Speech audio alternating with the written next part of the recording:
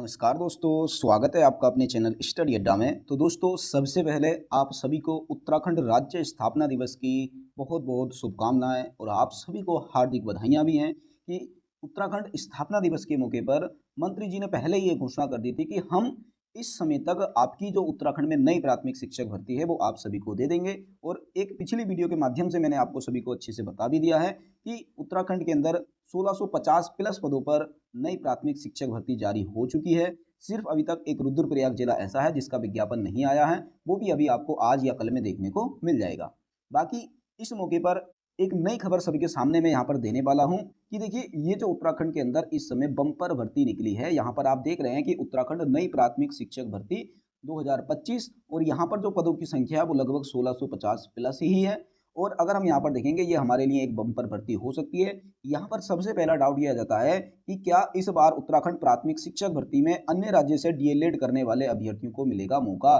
यानी कि भी आप सभी को अच्छे से ये ज्ञात ही है कि उत्तराखंड डाइट से मात्र 650 बच्चे ही एक साल के अंदर डीएलएड कर सकते हैं, परंतु शिक्षकों की आवश्यकता ज़्यादा होती है, जिसकी वजह से जो बाकी जो बच्चे रह जाते हैं, जो इस एग्जाम में इन 650 बच्चों में नहीं आ पाते हैं, वो बच्चे क्या करते हैं, किसी अन्य राज्य से जाकर डीएलएड कर लेते हैं। तो क्या उन बच्चों को इस भर्ती में मौका मिलने वाला है? और साथ साथ में कुछ अभ्यर्थी ऐसे भी होते हैं जो कि अन्य राज्य के निवासी होते हैं, तो क्या अन्य राज्य के निवासियों को भी इस भर्ती के अंदर मौका मिलेगा या नहीं मिलेगा? ये सारी की सारी बातें आपको इस वीडियो के अंदर बताने वाले हैं। यहाँ पर अगर आप देखेंगे तो साफ साफ यहाँ पर आप देख भी रहे हैं कि फर्जी निवास प्रमाण पत्र बनाने वाले 40 शिक्षकों को नोटिस भी दिया है। अब ये कौन से फर्जी निवास प्रमाण पत्र हैं, इनकी जानकारी भी मैं आपको इस वीडियो में देखूंगा। और यहाँ पर आप देखेंगे देखो, ये टिहरी गढ़वाल की नई प्राथमिक शिक्षक भर्ती जारी हुई है, 7 नवंबर 2025 की यहाँ पर डेट है।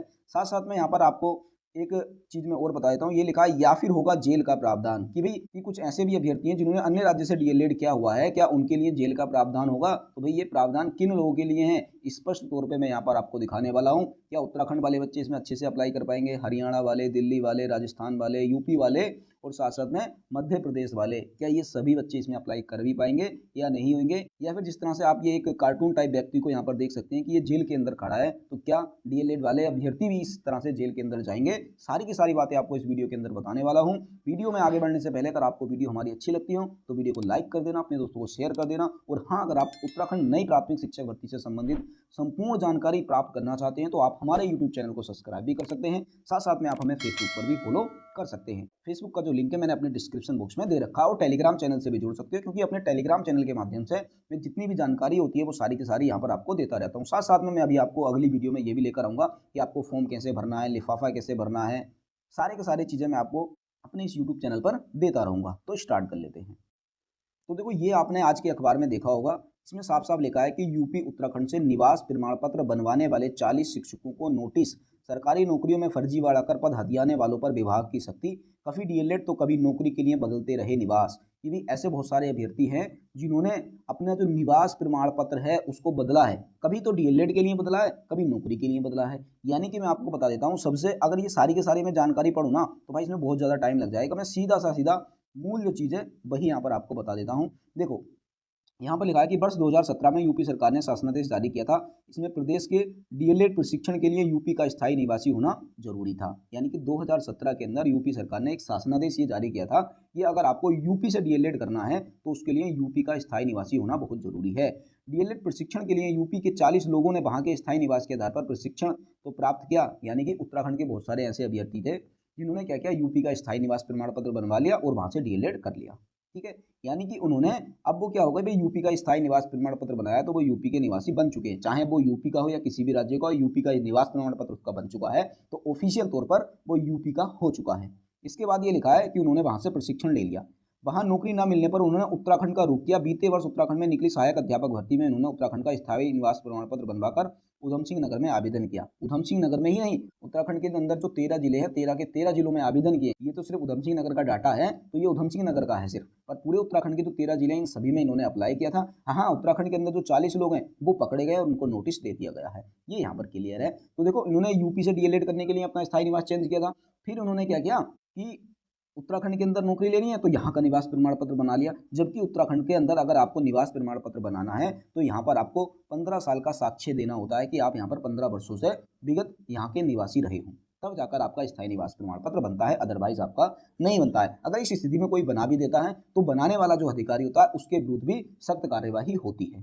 ठीक है, तो देखो यहाँ पर ये बिल्कुल क्लियर हो चुका है कि अगर आपने किसी अन्य राज्य से डीएलएड किया हुआ है और उस राज्य के अंदर स्थायी निवास की बाध्यता थी और आपने वहां से किसी भी तरह से उस राज्य का भी स्थायी निवास बना लिया और आपके पास उत्तराखंड का भी स्थायी निवास है, तो भाई आपको यहाँ पर बिल्कुल जेल होने का प्रावधान है।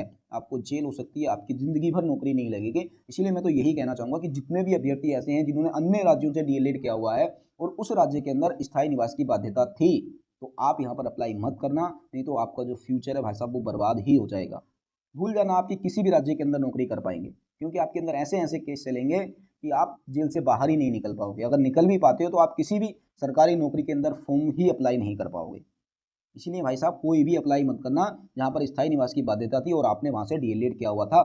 मेरे पास बहुत सारे मैसेज आते हैं, बहुत सारे कॉल आते हैं कि सर हम क्या हैं, यूपी की गर्ल्स हैं, यानी कि हम क्या है, यूपी की गर्ल्स हैं और हमने क्या क्या है, यूपी से डीएलएड किया हुआ है। बाद में हमने यूपी के अंदर ही शादी कर ली है। ध्यान से सुनना, यूपी के अंदर ही हमने शादी कर ली है और हमारे जो पति हैं यानी कि इनके जो हस्बैंड हैं उनकी जो जमीन है वो उत्तराखंड के अंदर है। देखो बहुत सारे केस आए ऐसे कि भाई यूपी की लड़की है, यूपी से डीएलएड किया है और यूपी में ही शादी की है, परंतु इनके जो पति हैं इनकी जो जमीन है वो उत्तराखंड के अंदर है और ये लगभग 15-20 साल से है।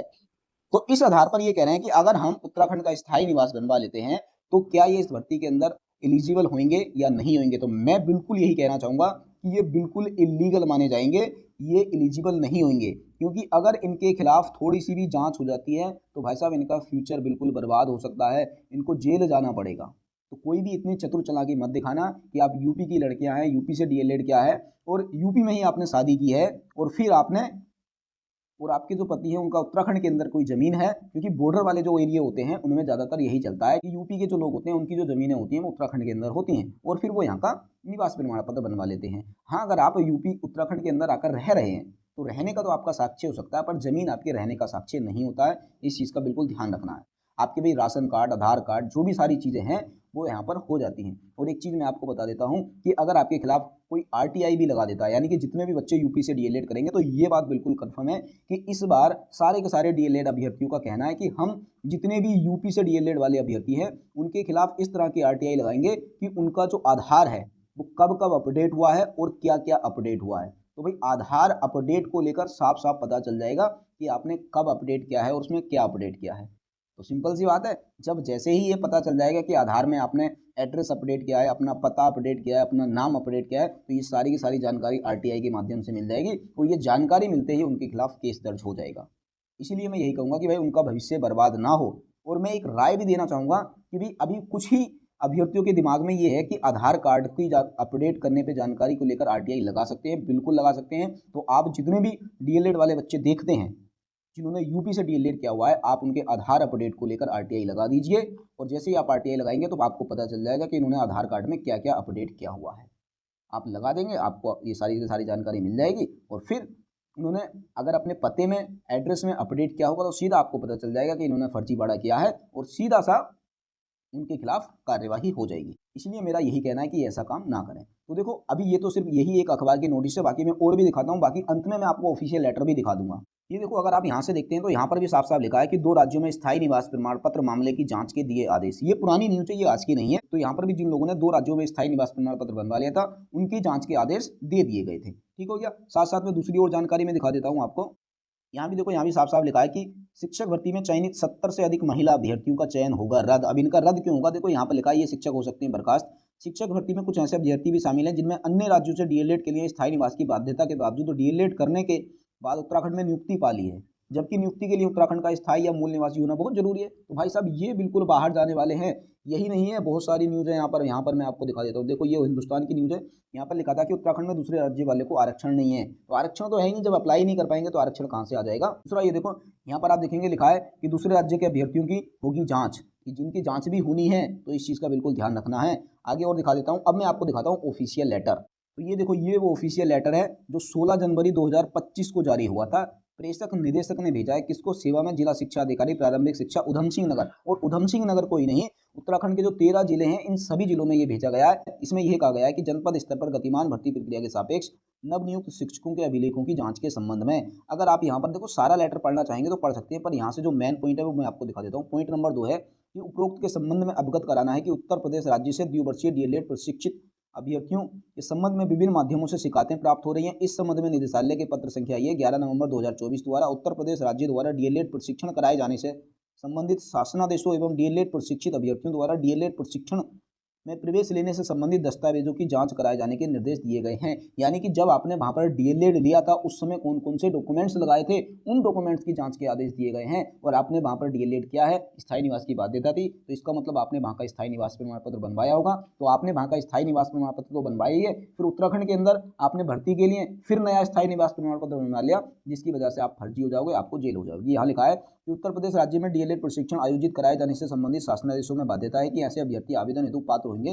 जो उत्तर प्रदेश के स्थायी निवासी हों। यहाँ पर भी यही चीज बताई गई है जो मैंने आपको ऊपर बता दी है। ठीक हो गया। आगे लिखा है कि प्रवेश के समय होने वाले अभिलेखीय जांच में अभ्यर्थियों को उत्तर प्रदेश में अपने गृह जनपद का सक्षम अधिकारी द्वारा प्रवेश की तिथि तक जारी किया गया निवास प्रमाण पत्र प्रस्तुत करना होगा, अन्यथा की स्थिति में अभ्यर्थी का आवेदन पत्र निरस्त कर दिया जाएगा। कि अगर आपने निवास प्रमाण पत्र नहीं दिया है तो आपका जो आवेदन पत्र है उसको निरस्त कर दिया जाएगा। आगे देखेंगे, आप द्वारा डीएलएड प्रशिक्षण प्राप्त अभ्यर्थियों के सत्यापन के लिए संबंधित संस्थान को तथ्यों की जांच हेतु प्रेषित किए गए प्रकरणों के संबंध में कतिपय प्रशिक्षण संस्थान द्वारा निदेशालय को प्राप्त किए गए जांच आख्या से यह परिलक्षित हो रहा है कि उत्तर प्रदेश राज्य से किए गए डीएलएड प्रशिक्षण में प्रवेश हेतु डीएलएड प्रशिक्षकों द्वारा उत्तर प्रदेश राज्य द्वारा प्रदत्त निवास प्रमाण पत्र प्रस्तुत किया गया था। यानी कि जब इनकी जांच के जो आदेश हैं जिन बोर्ड से इन्होंने किया था उसको दिए गए, तो उन्होंने सीधा कह दिया कि भाई इन लोगों ने यहाँ का स्थायी निवास प्रमाण पत्र प्रस्तुत किया था। आगे लिखा है कि उक्त तथ्यों से स्पष्ट है कि एक अभ्यर्थी द्वारा उत्तर प्रदेश राज्य के स्थायी निवास के आधार पर डीएलएड प्रशिक्षण प्राप्त किया गया है। इससे बिल्कुल क्लियर हो गया कि अगर आपने यूपी से डीएलएड किया है तो आपके पास वहां का स्थायी निवास प्रमाण पत्र था। किंतु ये भी सत्य है कि ऐसे अभ्यर्थियों द्वारा उत्तराखंड में स्थायी निवास के आधार पर सहायक प्राथमिक के पद पर नियुक्ति हेतु आवेदन किया है, और उन्होंने यहाँ पर आवेदन किया है। एक अभ्यर्थी एक समय में 2 राज्यों का स्थायी निवास प्रमाण पत्र किस प्रकार प्राप्त कर सकता है। यानी कि एक व्यक्ति जो है एक ही समय में 2 राज्यों का कैसे निवास कर सकता है, ये संदेह उत्पन्न करता है। संबंधित द्वारा तथ्यों को छुपाकर प्रशिक्षण किया गया अथवा नियुक्ति प्रदान की गई है कि आपने या तो तथ्यों को छुपाकर प्रशिक्षण लिया है, डीएलएड किया है, या फिर यहाँ पर नियुक्ति ली है। यदि एक राज्य का स्थायी निवास सही है तो दूसरे राज्य का स्थायी निवास अवैध माना जाएगा। इस प्रकार या तो आपके या तो आवेदन तथ्यों को छुपाकर किया गया है अथवा डीएलएड प्रशिक्षण तथ्यों को छुपाकर किया गया। यानी कि कहीं ना कहीं तो आपने तथ्यों को छिपाया है, या फिर नौकरी पाने में या फिर डीएलएड करने में, दोनों ही दशा में एक प्रमाण पत्र अवैध हो जाएगा। और इस प्रकार की स्थिति में आपका जो एक प्रमाण पत्र है वो अवैध हो जाएगा, या फिर यूपी का या फिर उत्तराखंड का। अगर आपका यूपी का निवास प्रमाण पत्र अवैध हो जाता है तो आपका डीएलएड कैंसिल हो जाएगा, और जब आपका डीएलएड कैंसिल हो जाएगा तो आपकी नौकरी भी कैंसिल हो जाएगी उत्तराखंड के अंदर। अगर आपके पास यूपी का जो स्थायी है वो बिल्कुल सत्य पाया जाता है तो आपने इसका मतलब उत्तराखंड का जो स्थायी निवास है वो फर्जी तरीके से बनाया, तो आपका उत्तराखंड का स्थायी निवास कैंसिल हो जाएगा। जब स्थायी निवास कैंसिल हो जाएगा तो आपकी उत्तराखंड की नौकरी कैंसिल हो जाएगी, क्योंकि यहाँ पर स्थायी निवास की बाध्यता है। ठीक हो गया। आगे अगर आप देखेंगे तो सीधा पढ़ लेना। यहाँ पर हम देखते हैं कि उपरोक्त तथ्यों के क्रम में वांछित दिशा निर्देश के क्रम में संबंधित के विरुद्ध विभागीय जांच गठित करते हुए शिकायतों की तथ्य पुष्टि के फलस्वरूप उत्तराखंड सरकारी सेवक अनुशासन एवं अपील नियमावली 2003 यथा संशोधित 2010 के संगत प्राविधानों के अनुसार तत्काल आवश्यक और अग्रेतर कार्यवाही करना सुनिश्चित करें। उक्त के साथ दोषियों के विरुद्ध विधिक कार्यवाही भी संसिद्ध कराई जाएगी। विधिक कार्यवाही का मतलब यह है कि इनको सीधी जेल होगी, जुर्माना होगा, इनका भविष्य बर्बाद किया जाएगा।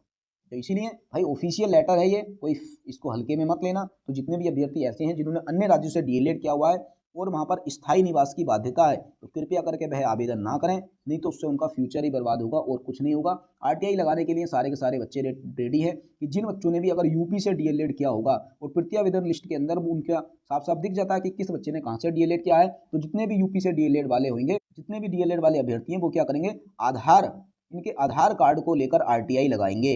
ठीक है, कहाँ लगाएंगे, आरटीआई लगाएंगे इनके आधार कार्ड को लेकर कि इन लोगों ने अपना आधार कार्ड कब कब अपडेट किया हुआ है और क्या क्या अपडेट किया है। तो जब से इनका आधार कार्ड बनाया 2014 से, तो जब से 2014 से इनका आधार कार्ड बनाया तो इसमें इन्होंने कितनी बार अपडेट किया और क्या क्या अपडेट किया है, इस चीज के ऊपर आरटीआई लगाने वाले हैं। तो कृपया करके भाई जिन लोगों ने ऐसे फर्जी तरीके से अपना डीएलएड किया हुआ है तो कृपया करके वे आवेदन नहीं करें, नहीं तो उनका फ्यूचर ही बर्बाद होना है और कुछ नहीं है। और हम नहीं चाहते किसी का भी फ्यूचर बर्बाद हो।